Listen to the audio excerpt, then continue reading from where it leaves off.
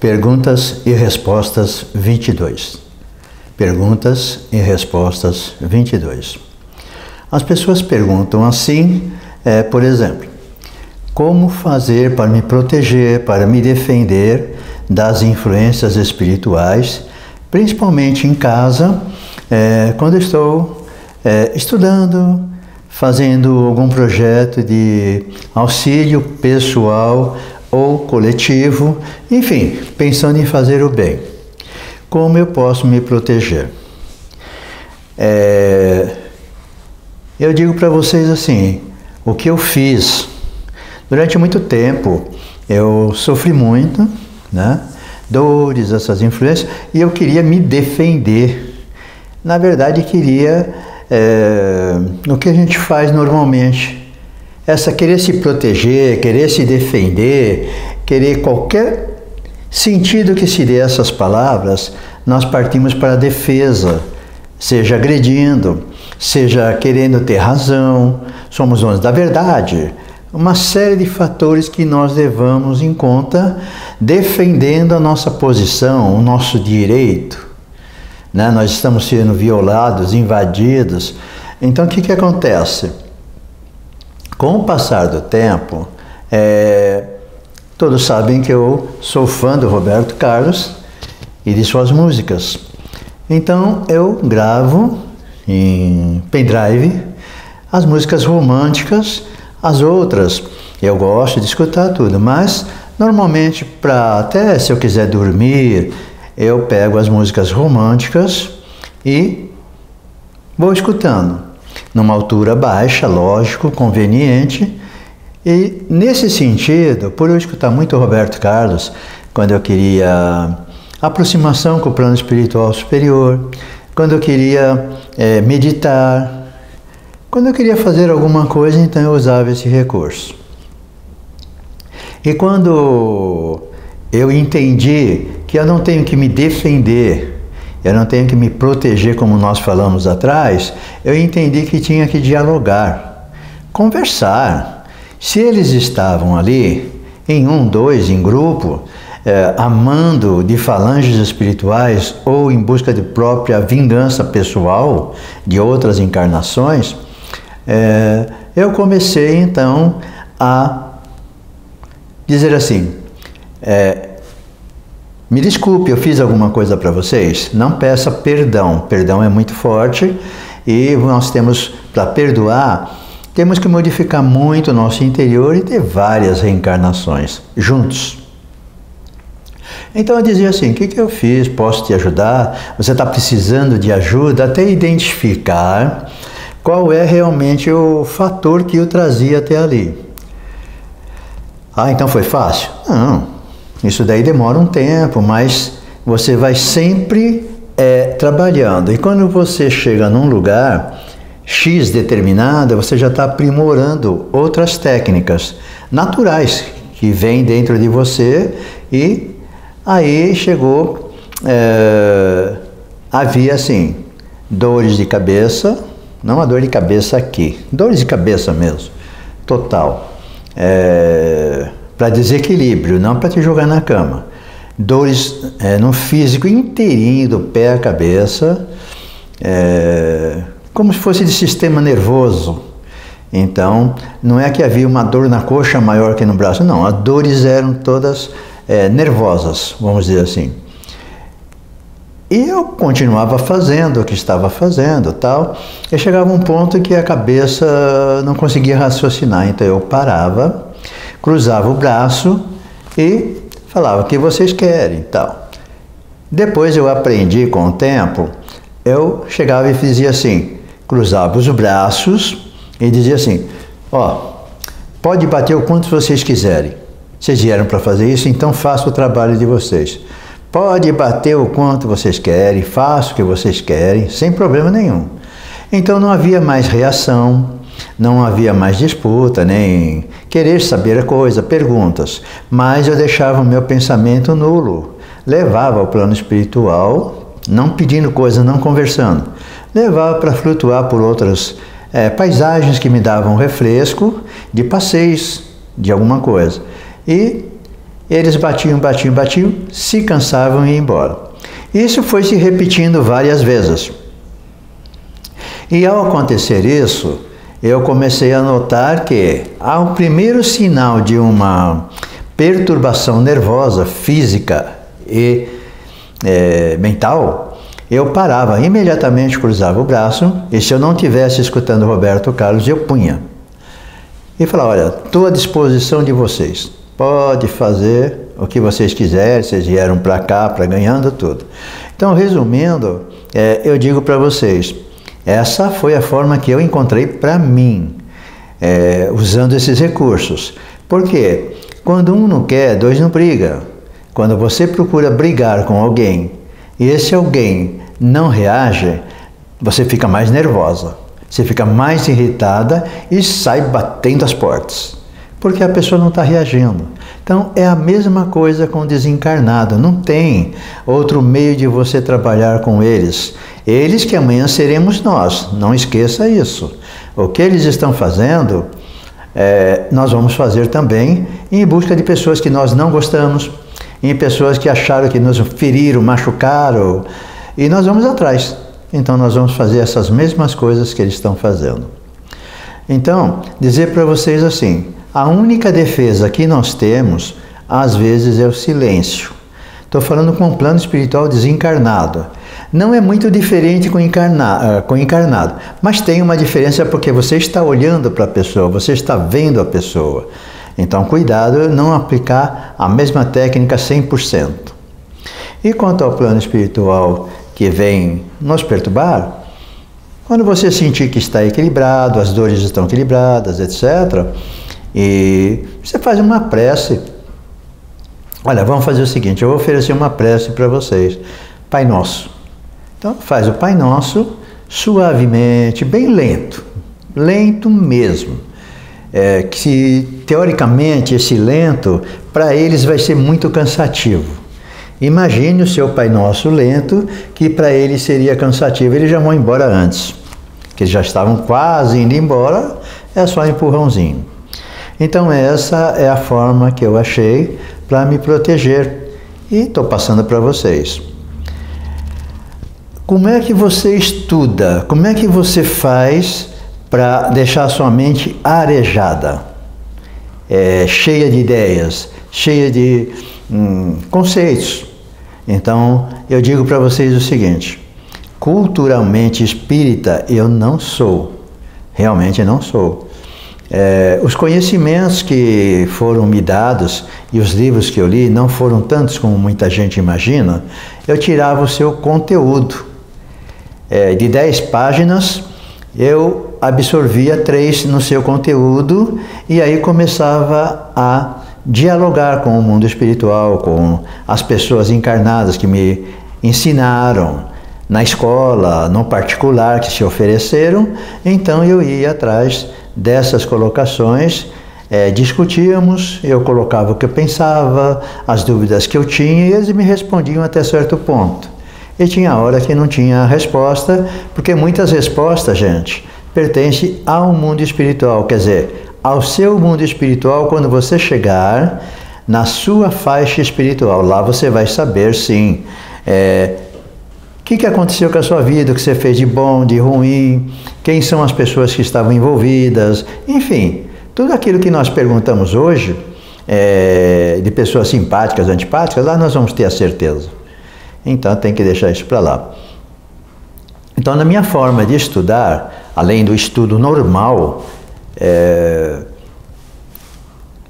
eu comecei desde a infância, eu gostava muito de poesias, versos, frases.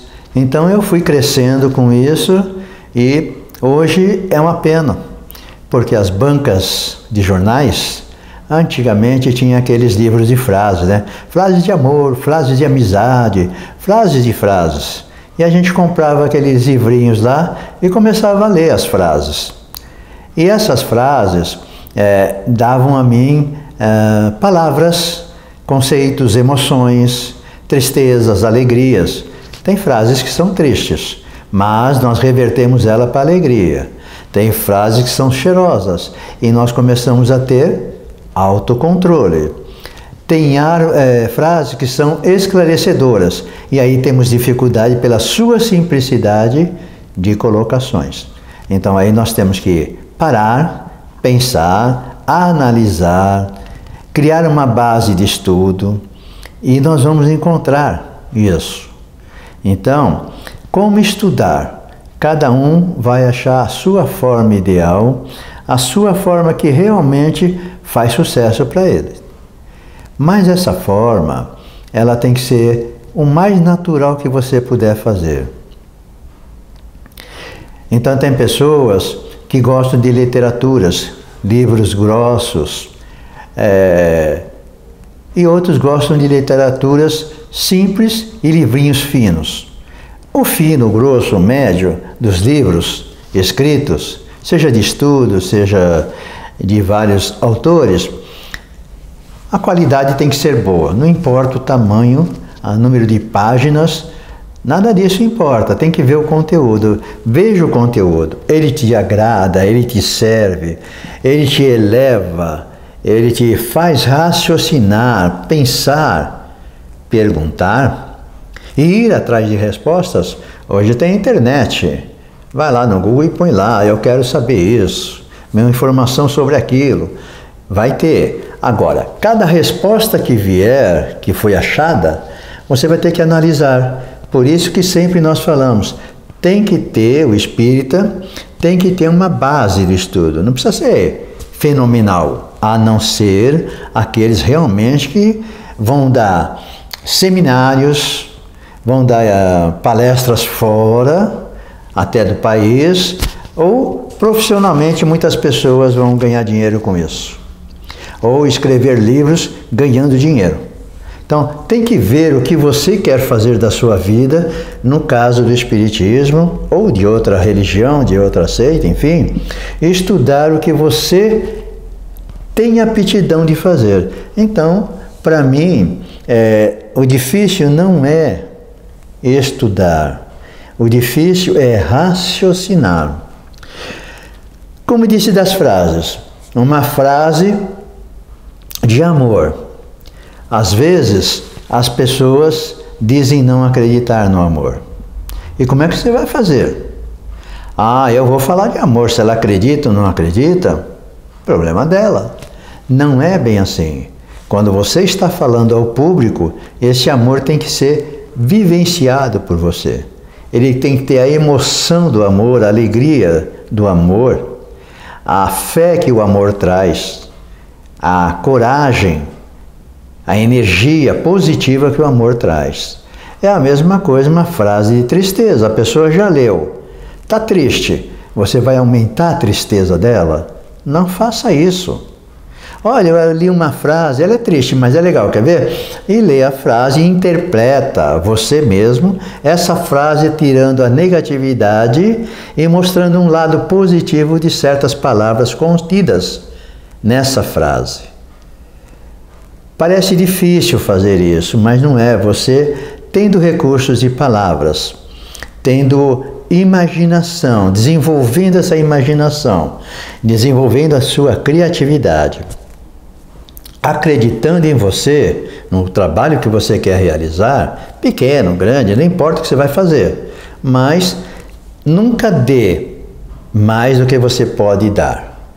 E nunca limite a sua capacidade, dizendo eu só posso fazer isso quando você pode fazer mais, porque vai faltar esses elementos que você está bloqueando no arranjo final da frase, das colocações. Então, vamos estudar? Vamos. Vamos trabalhar? Vamos. Como é que cada um de nós vai fazer isso? Você deve saber, você deve buscar, e tudo que nós vemos de orientações diversas, nós vamos nos adaptar a uma que seja mais adequada ao nosso estilo de ser. Nós começamos tendo modelos, depois nós vamos assumindo a nossa verdadeira face. A nossa criatividade brota naturalmente e naturalmente ela convence. Tem muitas pessoas que dizem assim, na doutrinação, como é que você faz? Como é que você sabe que é o espírito perverso, sofrido, é vingativo, é cruel, diretor de falanges espirituais? Isso nós vamos conversar das falanges um outro dia para explicar melhor qual o tipo de relacionamento que eu faço. Mas vamos voltar à doutrinação. Então, quando nós estamos no trabalho de doutrinação, o médium recebe esse espírito que não se incorpora nele, não entra no corpo dele, essa ligação. E outra coisa, o médium pode dizer sim ou não, se aceita ou não. Por quê? Porque para entender, as pessoas precisariam ter uma base de perispírito, que é o corpo espiritual. Sempre repito, sempre falo da importância disso. No meu canal, tem lá na playlist Espiritismo, explicando o que é perispírito. Se conseguir entender isso, vai entender o espiritismo muito mais fácil na relação com os desencarnados. Então, voltando, o médium vai fazer a ligação de perispírito com perispírito, porque o desencarnado não tem corpo físico, ele tem o corpo espiritual, que é o perispírito. E o encarnado tem o corpo físico, além do perispírito e além do espírito, que é o ser inteligente. Como é que nós vamos fazer isso? Então, ensinar o médium a rejeitar ou aceitar essa manifestação, desde que o médium seja educado mediunicamente. Ele não vai gritar, não vai bater, não vai pedir coisas de vícios, não vai gemer, enfim, não vai se contercer. Tem um monte de atitudes que devem ser cortadas dos médiuns. Se, por exemplo, numa manifestação, tirando os trabalhos de desobsessão, tá? Desobsessão pode ocorrer essas dores, essas coisas maiores. Mas nos trabalhos normais, mesmo que seja semi-desobsessão, que é diferente do obsessão, nós fazemos o seguinte: eduque o médium a receber, eduque o médium a dizer. De repente o espírito, seja masculino ou feminino, possa ter uma complexão física maior do que a do médium. Então, normalmente, onde dá muita dificuldade é o peito. O nosso peito não é tão grande.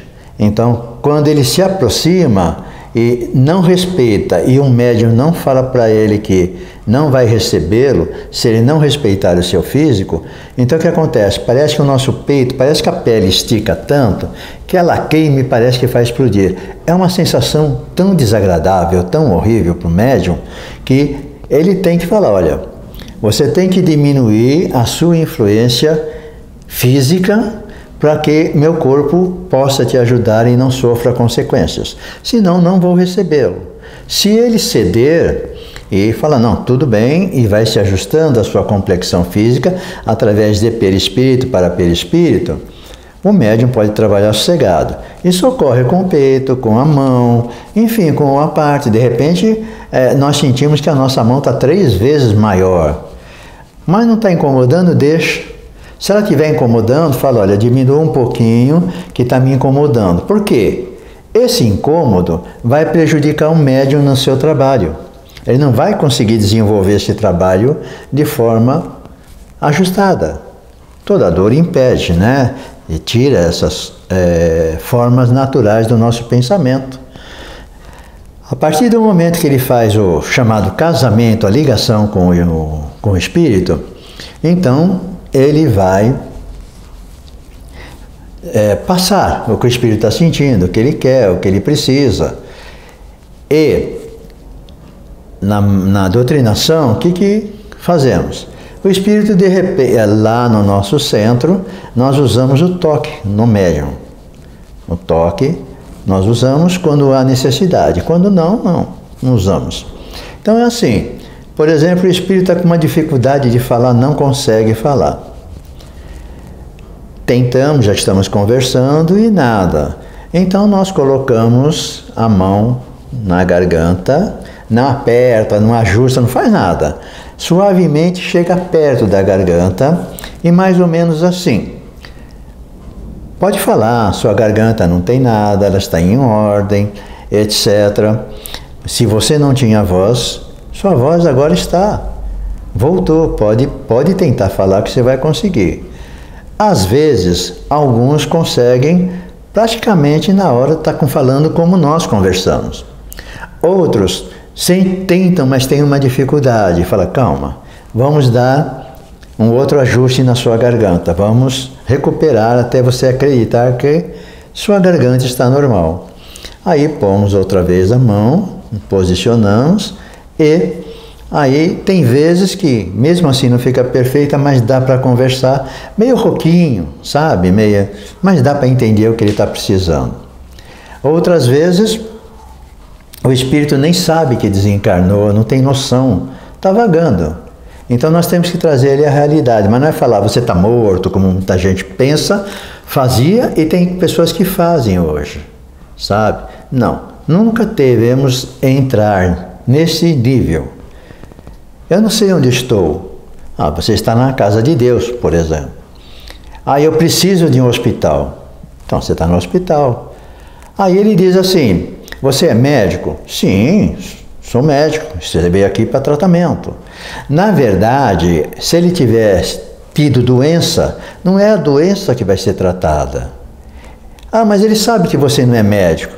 Ele não sabe, ele está procurando o padre, está procurando a madre, está procurando o rabino. Se ele falar, embora nós sejamos espíritas, eu particularmente faço doutrinação desse jeito. Ele fala, preciso falar com o padre. Tá, eu estou aqui, pode falar. E ele, na visão que ele possa ter, ele vai me ver vestido de padre realmente. Só que eu não vou conversar da religião dele, nem de espiritismo. Vou dar um atendimento, vamos jogar assim mais para entender, psicológico. Vamos saber exatamente o que está te perturbando, o que você está necessitando. Você precisa de tratamento médico? Tá, identificamos. Então, vamos lá, você vai ser tratado. Você quer dizer alguma coisa, o que está te perturbando, e vamos atrás disso. Seja em âmbito familiar, em âmbito dinheiro, né? A pessoa era avarenta, por exemplo. Seja qual for a qualificação que esse espírito traga de sofrimento, de necessidades, não importa. O tratamento é um só. Carinho, respeito, não conversar sobre aquilo.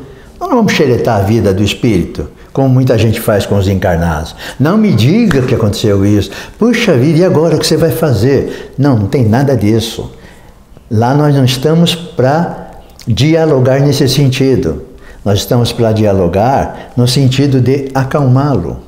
Se possível, ele ser levado para uma colônia espiritual para tratamento. Se ele quer voltar para a rua, para sarjeta, para onde que ele estava e se sente bem, tem que permitir. Ele tem o livre-arbítrio. E diz para ele, tudo bem, você pode voltar.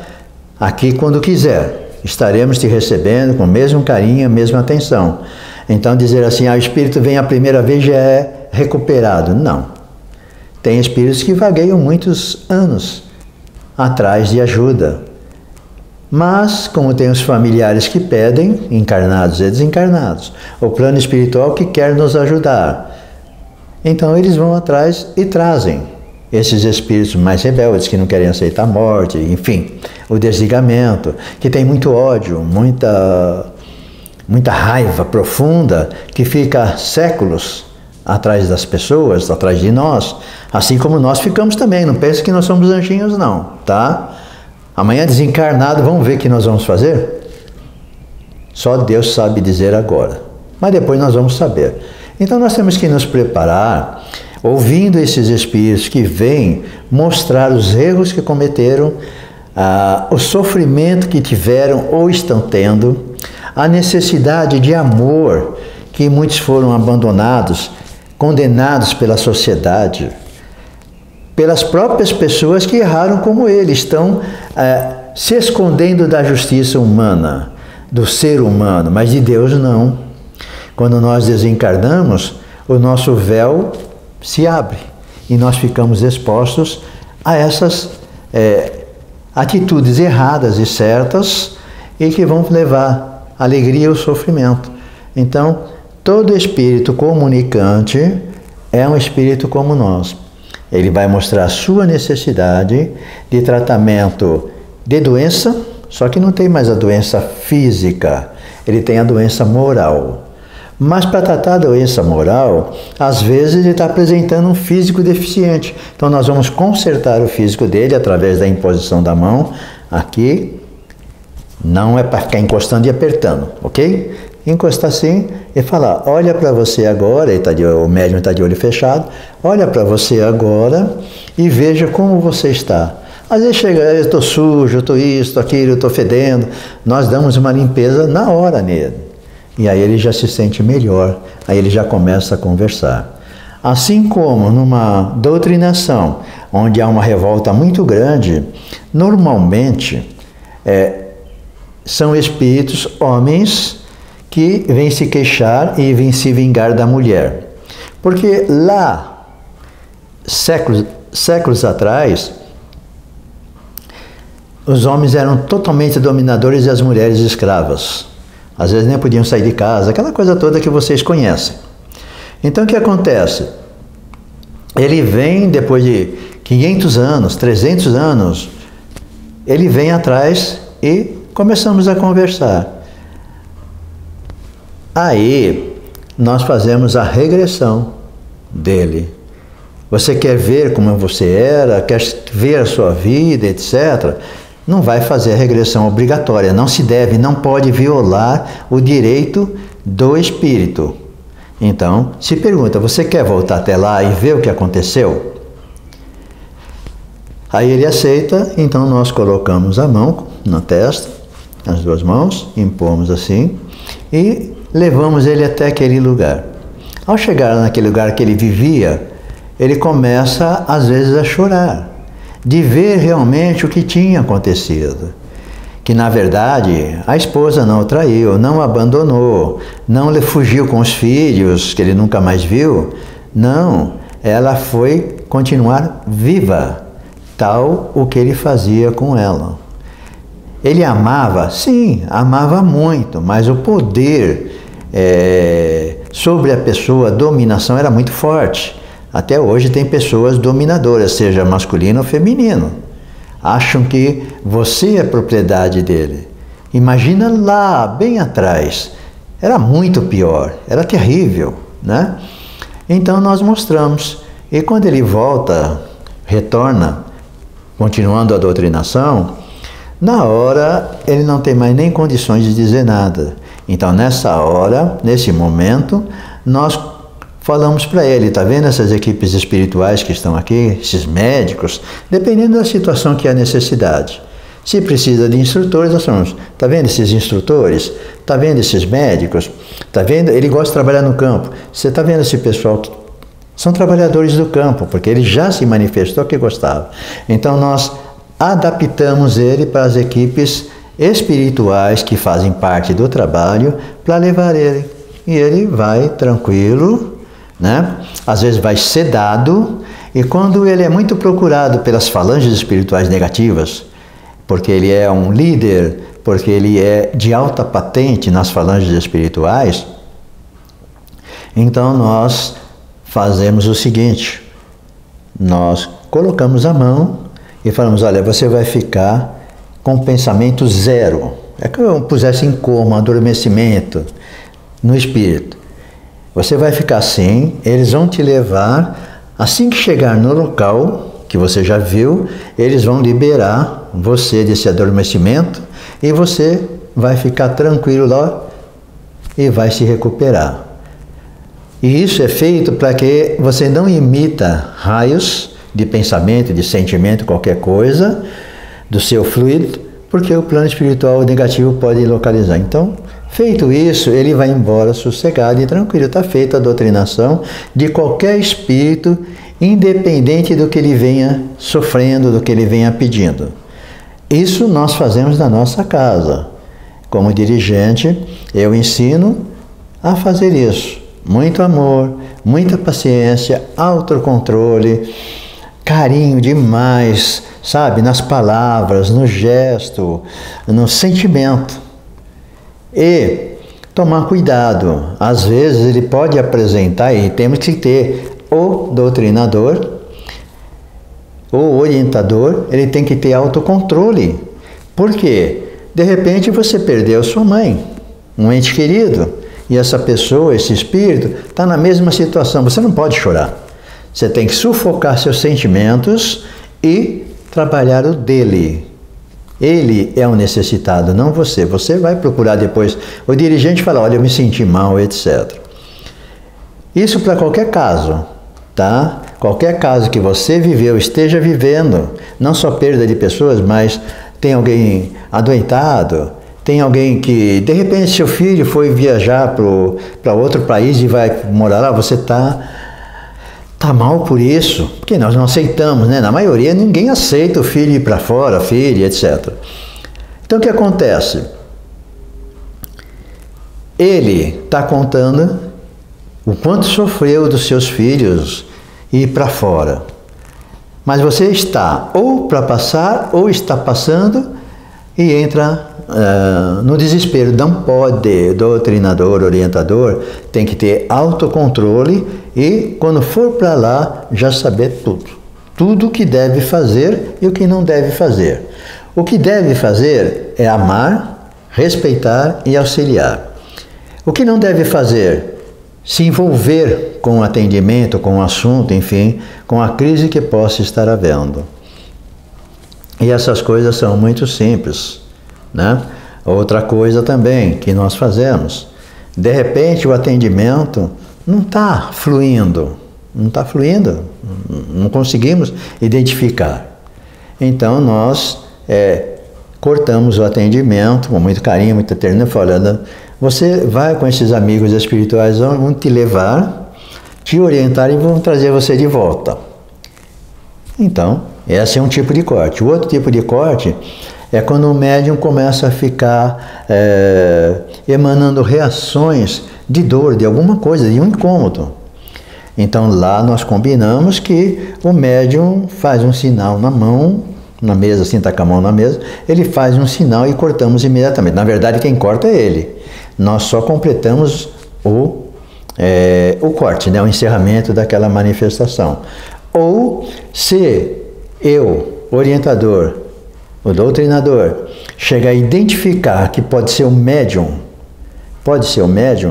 imediatamente eu falo para ela, desconcentra, pede para o espírito voltar outro dia e desconcentra.